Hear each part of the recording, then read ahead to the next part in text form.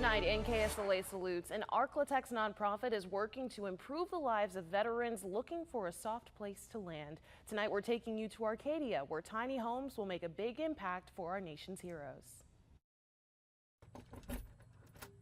There we go. These homes are more than a roof and four walls. And they are nice and air conditioned. They sit on 8 acres in North Louisiana, tucked away in the woods, surrounded by trees and flags. This will serve as a new home for healing, to serve those who have served their country. Take me back to the beginning. How did this all get started? Well, I met our founder, Colonel Steve Lindsley, and he wanted to do something for veterans.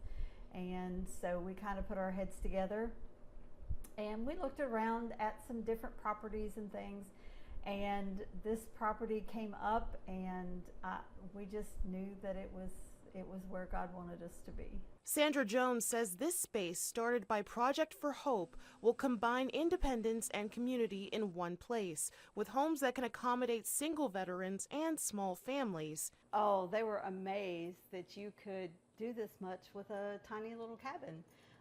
And of course, they're actually storage units, but we have modified them in order for people to live in them, you know, hurricanes, tornadoes safe, that kind of thing. Mm-hmm. But people have just been astonished at what we were able to do to make it livable for our veterans.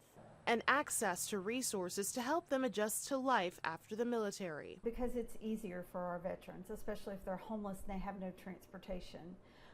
It's easier to have counselors and people come here. We have construction companies that want to teach construction. We have chefs that want to come and do cooking classes. So having everything in a local spot for them was very important. Northwest Louisiana has one of the highest veteran populations in the state, according to the U.S. Department of Veterans Affairs. While there are resources for veterans in Caddo and Bossier parishes, including VA hospitals and clinics, those resources are more spread out in Bienville Parish.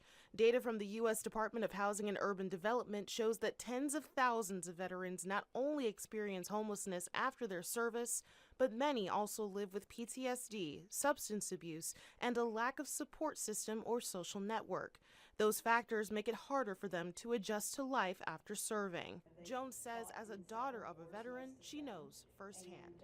My daddy was a veteran and served in Korea, and I can remember even as a kid, you know, some of the issues that he had and struggled with, but he never talked about it. Not to knock the military, but they do a very good job of training our men and women to serve our country.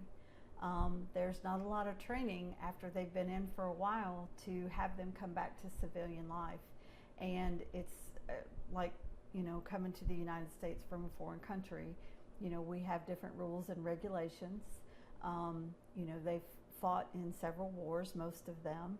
And there's trauma, there's PTSD. We've still got a little bit things to do, but we're getting there. Jones hopes that by bringing the resources to their doorsteps, more veterans will be more comfortable getting the help they need. What would your message be to veterans who may feel hesitant about reaching out for this kind of help? We are a non-judgmental organization. We aren't run by any government entity. We want to try to be different for them and be honest and forthwith of anything that we can offer them, and we want to make them feel at home. And you know, we love our veterans. We love what they've done for our country, and we just want to serve them any way possible. In Arcadia, Ashley Graham, KSLA News 12.